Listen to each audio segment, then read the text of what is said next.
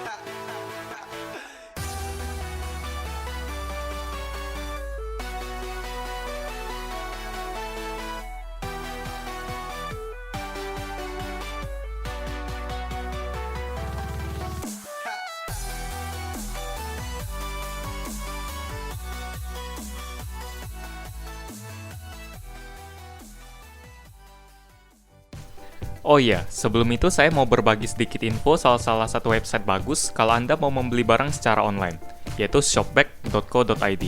Di situs ini kita bisa memilih berbagai macam situs e-commerce online seperti Lazada, Blibli, Zalora, dan lain-lain.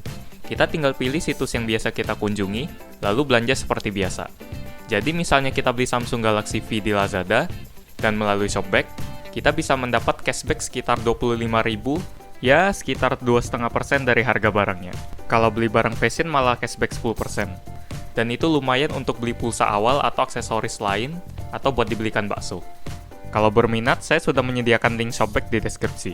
Oke, kita lanjut ke review Galaxy V-nya. Secara fisik, desain HP ini benar-benar Samsung banget.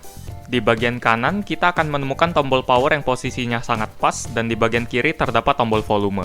Di bagian atas ada lubang jack 3,5 mm dan di bagian bawah terdapat lubang micro USB plus mikrofon. Di bagian belakang terdapat LED flash yang ukurannya tidak mau kalah dengan kamera 3,15 megapiksel di sampingnya. 3,15 megapiksel. Baru kali ini saya dengar resolusi kamera seperti itu. Di samping kamera belakang ada speaker yang suaranya cukup keras, dan di bagian depan ada earpiece, kamera depan dengan resolusi VGA, dan di depan bawah ada tombol home yang cukup garing saat ditekan. Ukuran layarnya yang 4 inci dengan resolusi 480x800 pixel sangat nyaman untuk dipakai dengan satu tangan. Kita akan sangat jarang menggunakan dua tangan di Galaxy V, kecuali untuk bermain game yang membutuhkan multitouch. Tapi untuk game pun, tidak banyak game yang bisa dimainkan di HP ini dengan baik. Game ringan seperti Angry Birds dan Jetpack Joyride memang bisa dijalankan dengan baik, tapi tidak selalu mulus. Perlu diingat kalau Galaxy V adalah salah satu HP basic dari Samsung yang tidak ditargetkan buat pengguna berat, jadi speknya juga tidak akan aneh-aneh. Saya tidak pernah mendengar orang membahas prosesor single core 1,2 GHz-nya atau berapa angka benchmark yang dihasilkan HP ini. Ngomong-ngomong, angka benchmark-nya berkisar di angka 8.000 kalau Anda ingin tahu. Ketika menggunakan HP ini, kita juga tidak berharap bisa melakukan banyak hal. Apalagi kalau mengingat sensornya yang cuma berupa akselerometer supaya bisa mendeteksi mode landscape dan sensor suara. RAM-nya yang cuma 512 MB juga tidak bisa disuruh menjalankan banyak aplikasi sekaligus. Jadi penggunaan di HP ini akan sangat terbatas. Performa saat men-scroll pun tidak selalu mulus. Kadang masih terasa sedikit stutter yang walaupun tidak terlalu mengganggu, tapi tetap saja tidak seharusnya terjadi. Beberapa hal positif yang bisa saya temukan di Galaxy V adalah yang tadi saya sebutkan, yaitu ukuran 4 inci yang nyaman untuk dipegang. Kualitas layarnya pun memuaskan untuk HP seharga 1 juta. Warnanya cerah sehingga enak dipandang, Tapi sayangnya layarnya harus kita lapisi anti gores kalau tidak mau layarnya jadi jelek. Itu karena layar di HP ini tidak mempunyai coating apa-apa. HP ini sudah mendukung dual SIM yang mendukung jaringan HSPA alias 3,5G dan memiliki slot microSD. Slot ini sangat penting karena memori internalnya cuma 4GB, dan yang bisa dipakai hanya sekitar 2,2GB. Jadi kalau tidak diberi memori tambahan, secara otomatis HP ini hanya bisa dipakai untuk berkomunikasi, plus sedikit file-file luar atau aplikasi luar. Saat mencoba HP ini, saya hanya melakukan beberapa hal basic seperti menelpon, chatting, membuka internet, membaca berita, dan sekedar membaca email. Untuk kamera, kualitas belakangnya biasa-biasa saja. Sangat biasa. Tidak bisa saya katakan jelek atau bagus karena memang sesuai yang saya harapkan dari HP sekelas ini. Warnanya agak kusam, detail tidak ada, dan pembagian kontrasnya juga agak susah. Tapi semua HP sekelas juga seperti itu. Untuk kamera depan, ya kualitasnya VGA. Anda pasti sudah bisa membayangkan kualitas kamera yang populer di zaman Nokia masih berjaya. Untuk performa baterai, ketahanannya sangat pas-pasan. Pada hari yang santai di mana saya menggunakan HP untuk browsing dan sekali-sekali menonton video di YouTube, baterai dengan kapasitas 1500 mAh ini tidak bisa bertahan dari saya bangun hingga tidur.